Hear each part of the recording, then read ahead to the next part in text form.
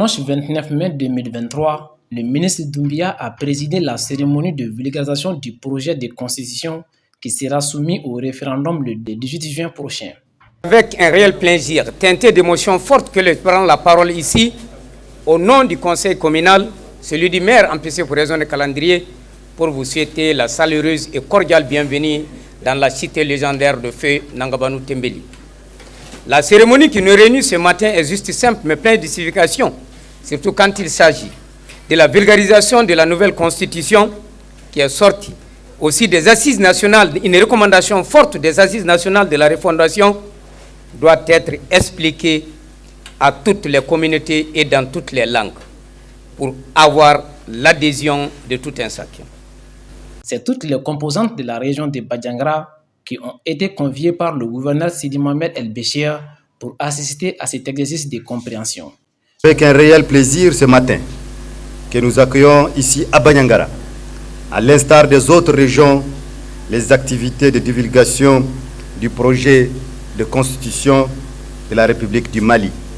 et sous la haute présidence du ministre de l'Entrepreneuriat national, de l'Emploi et de la formation professionnelle. En cette circonstance solennelle,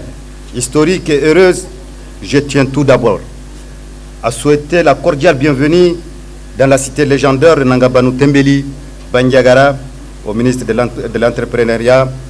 de l'Emploi et de la formation professionnelle, et aussi aux participants venus de tous les contrées de notre région à cette rencontre d'information et de sensibilisation.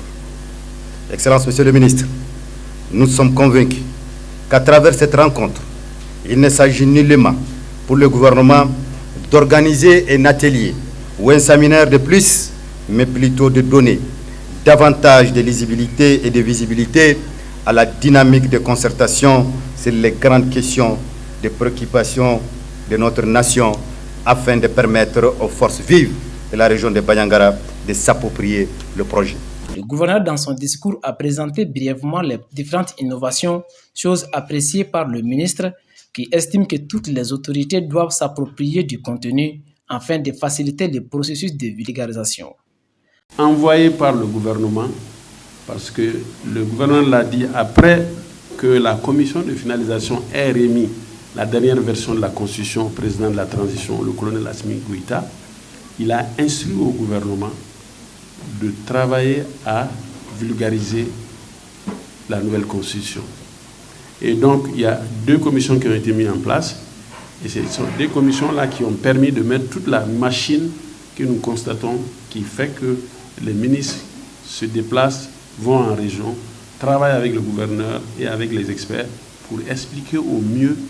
le contenu de la Constitution. Après les mots d'ouverture du ministre, les experts ont fait un brillant exposé sur les différentes innovations suivies par des questions et réponses pour éclairer les zones d'ombre, notamment sur les conditions de destitution du président, la valorisation des autorités traditionnelles, la sécurité,